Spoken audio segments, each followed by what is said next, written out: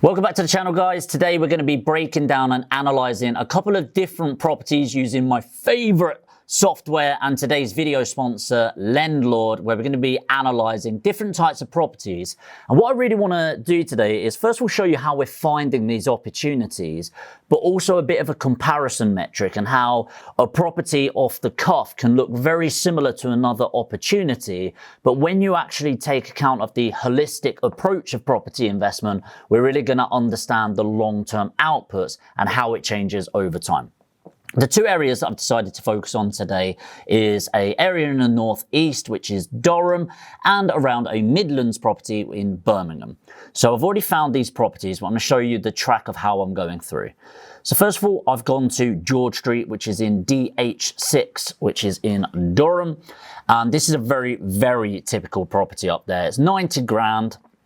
I think 90 grand is probably a little bit toppy and worth saying that, but the prices in the northeast over the last year or so have been going up quite staggeringly. It's had some of the highest capital growth in the UK.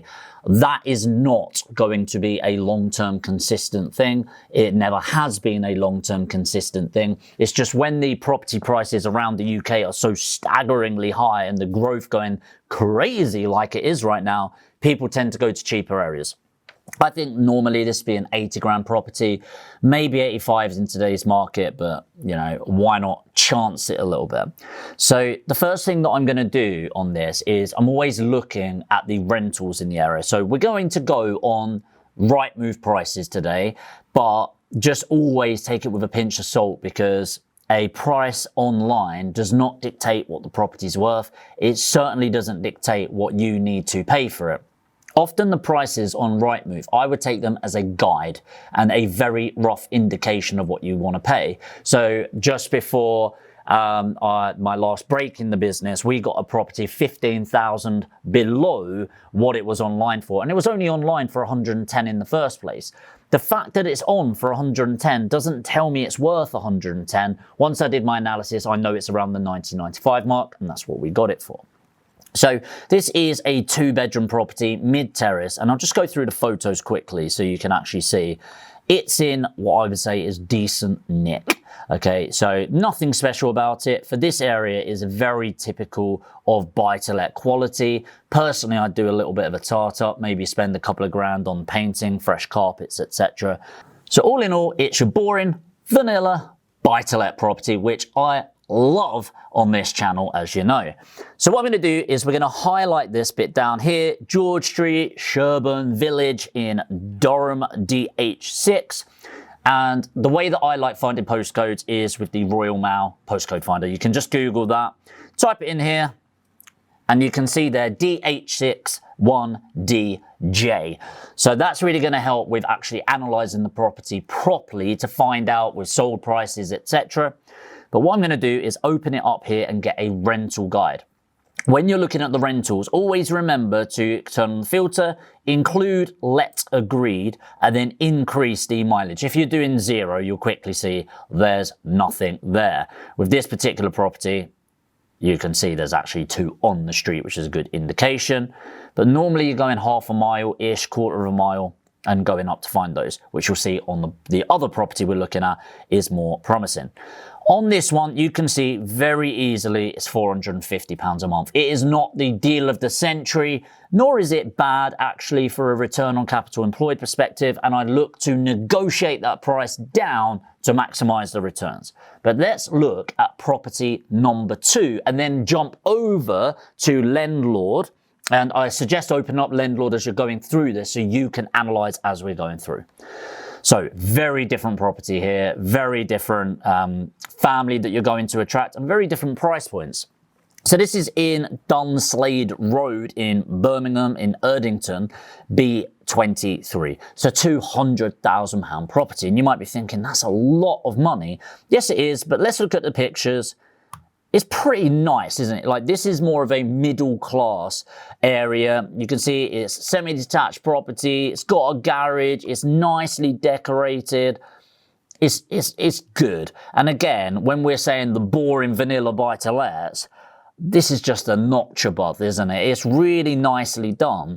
Now, in the most part, I stay away from properties like this because in general, the extra spend doesn't warrant the actual rental return. But in this area, it really does. And I'll just flick through these quickly. This doesn't need a bean spent on it. It's nice flooring. It's nicely decorated. It looks like they've done a nice little tart up before putting it on the market, which is really going to help them with the sale. The only downside with this value property is the size of that garden, as in, if I'm spending 200 grand, I'm expecting a little bit more land on that, but it really doesn't come through. But the rest of the property is pretty decent in my opinion. Again, you can go through these and look through them, but it's good, Nick. It's decent overall. Same sort of thing. We're going to jump on, get the postcode, which they've actually got on this, which is very rare from the estate agents because for some reason they don't like giving us the information to analyze it in the first place. Then what we're going to do is jump over and get the rental analysis on here. This is a slightly more difficult one. I happen to know this area, so I know what this is likely to rent for. I think on an average day, you're looking at around £1,000 a month. So it's a decent return. But you can see it fluctuates from 850 up to 1,300 within a mile radius. If we put this down to 0, you got naffle to go on. And that's including subject to let, or include let agreed. The reason that's good, by the way, from a demand point of view, is there's nothing available. And so things do get snapped up. And then when I go to 1/4 of a mile, similar sort of thing, nothing there. 1/2 a mile, not a lot there. We got 1 property. A mile, we're going out there for 5 properties, 9 properties including let agreed. So again, there's this demand in the area that's really going to push up the prices. And when we put this into Lendlord, what you're quickly going to see is they're very similar investments. Or are they? So that's all very well and good, but what we actually want to do is use this data to understand what's going to make a great investment, because 450 quid a month or £1,000 a month seems pretty obvious, right? But no, let's jump into Lendlord. If you haven't got this, the link is below, completely free to sign up. This is my preferred piece of software to analyze these deals, and you'll quickly find it does so much more than that, understanding the mortgages, the lending. It's got my portfolio on here. But for now, let's look into the deal analyzer. So the first one we're going to be looking at is George Street, which we said was DH1 1DJ. I'm going to put this in here. First thing, always click on the address, because what you'll see it pulling up here is some information that it's extrapolated from the energy performance certificates. This is so important, by the way, because I can now see it's got an EPC rating of D, which is really important because it has to be an E or above right now in order to qualify as a buy-to-let. Otherwise, if it's an F, you cannot rent it out legally. Also worth noting, what's it going to cost to get it to a C, which by 2025 are going to be the new regulations. This sort of property, it's not going to cost a lot and it's good. 64 square meters, always good to understand that. And let's put in some of the metrics here. So the purchase price was 90,000. I always put the closing cost as 1,500, gives a really good indication. Always have the stamp duty ticked as an additional property, which is 2,700. Change the loan to value to 75%, which is what you're going to get on your mortgage. And I always put the mortgage interest rate of 3.5%. Now, this is where it gets quite exciting when we're going up. Let's put the rent in at the 450, which we said. Let's look at first year metrics, and this is what's really going to divide you from an amateur investor into a professional long-term buy-to-let landlord. You can decide which one you want to be. But year one, this is the figure we're looking at. Cash on cash return, or what you'll hear a lot in the game is return on capital employed. So we're looking at an 8.34%. So how does that compare to £1,000 a month? So I've got this open onto another tab, and this is quite interesting as an example. So we'll click on there. Again, it will bring up those metrics, 68 square meters. So not massive, a massive difference in that size. It's 4 square meters, EPC D again, but it's a semi-detached property. So if we're going down, remember, list price, not what we're actually going to offer on this. 200,000 across the board. Additional stamp duty, £7,500. Cheers, government, on that. Closing cost, 1,500 again. Gonna go down, change the loan to value 75%, because again, that's what we're gonna get, and change the mortgage to 3.5%. The reason I've put 3.5% is that is what I have found as the long-term average. We've done over 100 properties last year, and that's what we averaged out as. Slightly shy of that, if I'm honest, it's more like 3.2% average, but 3.5%, you're gonna be pretty safe over the long term. Let's put that rent in at £1,000 a month. And remember, you might change your own figures, like what you're getting on your mortgage, your management, your maintenance. This is really a comparison metric that we're going to look at, and this is why it gets so important. Well, let's look at this. The cash on cash, which is going to be the return on capital on your first year, 8.39%. So, property 1, 8.34%. Property 2, 8.39%. Well, which property is better? At the moment, they're exactly the same, right? One's in Birmingham, one's in the northeast. Just take your pick. How much money have you got? That's until we look at the analysis of capital growth. So I'm not going to break this down in detail, but I will tell you how to find capital growth, and the most accurate way of getting this is on the ONS, the Office of National Statistics. This is a government website where you're going to be able to go on, and you don't get lost on this website. There's employment, unemployment, inflation, GDP, population, 67,081,000 people in the UK, the census, all of that, and this is going to get a full overhaul. You can see there on the 21st of March 2021 is when they did the last census. That's a big update on data, and they're still processing it. They take years processing the data, so by the time the data is available, it's actually out of date. But you can find the growth in those areas, and this is where it really divides. As I said, the Northeast has had some ridiculous capital growth, but long-term capital growth, you're looking at about 5% rent appreciation and 5% capital appreciation. So we'll put 5 there and 5 there. We're not going to take account of inflation because it's kind of irrelevant, because if it's 5%, it's 5%. If it's 2%, it's 2%. And remember, this is a comparison metric. And we're going to do this over 10 years. And I'm not going to show you the result just yet. What you might not know is on this area here, the growth is 6.2%. Which actually, I didn't even need to show you. That's Lendlord extrapolating that. So we didn't get it on this information. That's because it's been skewed out. But on this one, Lendlord has automatically extrapolated that from those sources, which originally comes from the Office of National Statistics. Again, a real reason I love Lendlord is it's a time saver, and in property, time is money. And so instead of needing to go individually on all of these pieces, it extrapolates it for you. So 6.2%. I happen to know the rental appreciation in that area for a semi-detached property is also 6%. So this is where it gets really exciting, because you think, well, 5% capital growth, 6.2% capital growth is by the by, right? It's not that big of a deal. The extra 1% or 1.2% isn't going to make that much of a difference. And if you're buying something and holding for a year, largely speaking, you're right. It's not that big of a deal. But what you need to understand is the 8th wonder of the world, the power of compound interest.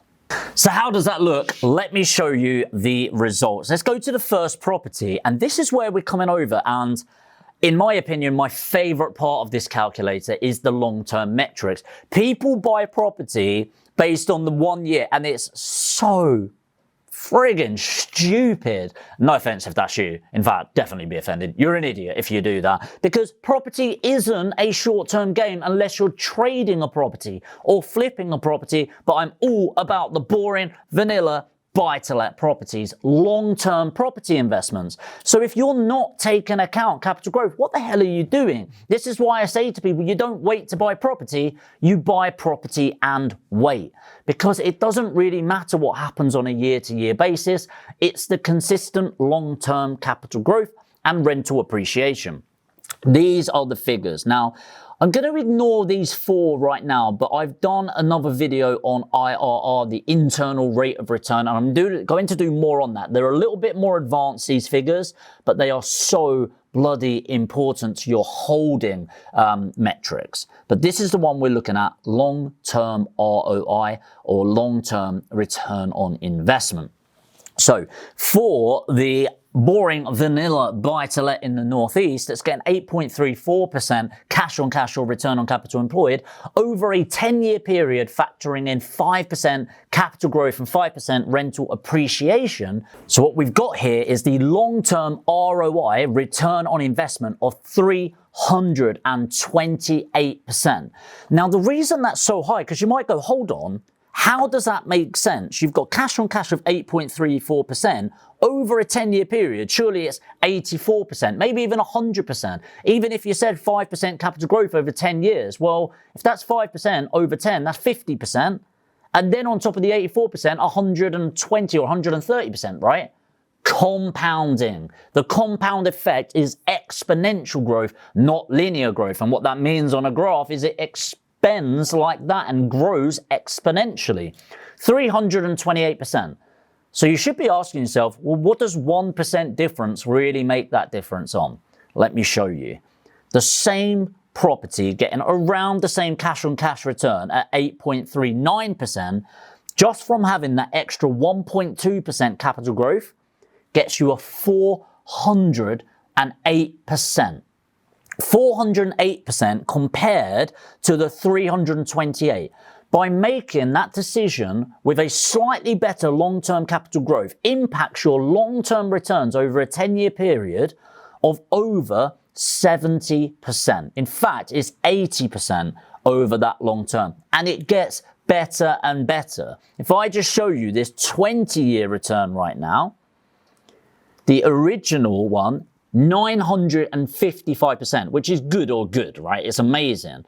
Compare that to an extra 1.2%, 1,262%. Now, I don't know about you, but my retirement is death. I don't ever intend to sell my portfolio. I want to hand it down to my kids, their kids, and so on and so forth. So this long-term metric is so much more important to me than the cash on cash return.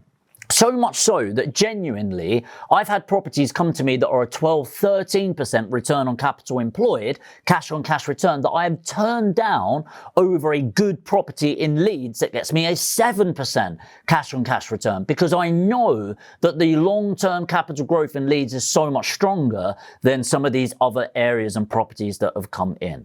So hopefully this has been valuable. What I recommend doing, and actually I want to do this as a bit of research, if you can help me out here, is market analysis. If you don't have it already, the link is below. Get signed up now. It'll take you 2 minutes, completely free. And what I want you to do is go on your deal analyzer, put in an average property in your area. And what I want you to comment below is the area, Durham, for example, the cash on cash, 8.39%, and the long-term ROI based on your capital growth and over a 10-year period. What it's going to show me is, one, that you've understood everything in this video, and what I can do is I can create a map from this to show the area analysis all over the UK or the world if you're outside of the UK, and get those stats available to everyone. So download it on the link below, sign up for free, do your version of what I've just gone through over a 10-year period, and post your results below.